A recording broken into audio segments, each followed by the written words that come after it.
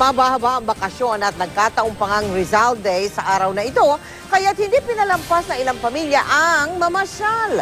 At ilan sa mga patok na pasyalan ang Quezon City Circle of Fun. Nakatutok doon live si Maris Umali. Maris?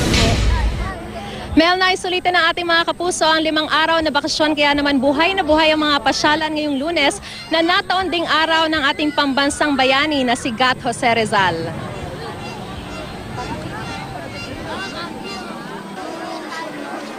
Malapiasta ang mood sa Quezon City Circle of Fun sa rami ng tao ngayong araw. Dito kasi nila piniling mamasyal ngayong holiday.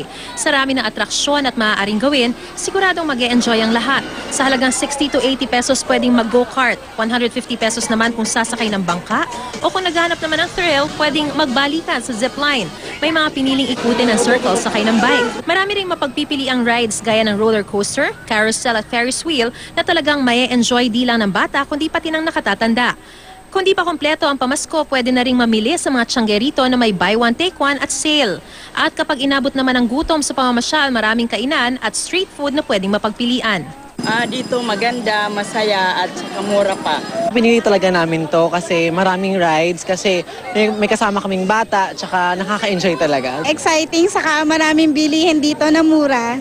Yun. Pati ang Rizal Park sa Maynila, patok na patok din sa mga namamasyal. Hindi lang sa mga naghahanap ng katuwaan, kundi pati na rin sa mga nais payamanin pa ang kalaman sa kasaysayan. Dahil ika-117 anibersaryo ng kamatayan ni Gat Jose Rizal, hindi nauubusan ng mga nanonood dito sa Lights and Sounds Show kung saan tampok ang mga monumentong nagpapakita ng mga huling sandali ng ating pambansang bayani. Mula nang hatulan siya ng kamatayan, pagsusulat ng Mi Ultimo Adios, paghatid sa kanya mula Fort Santiago papuntang Bagong Bayan at pagpaslang kay Rizal. Hindi lang dito yung magkakaroon tayo ng quality bonding, yung sama-sama ang pamilya. But of course, ang ating attractions dito, napakaganda ng Rizal Park. Ang pinaka-importante yung ating history. Mayaman sa kasaysayan ng Rizal Park.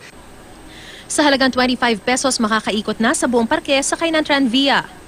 Isa sa mga atraksyon dito sa Rizal Park, yung pagsakay sa karwahe na tulad nito. So, maaari kayong iikot nito sa buong parke at kung kaya pa ng budget nyo, maaari rin kayong dalhin sa Intramuros.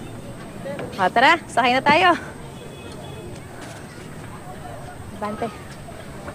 Okay. Hintayin natin sila. Dapat ata maganda kung dun. Sakay sila.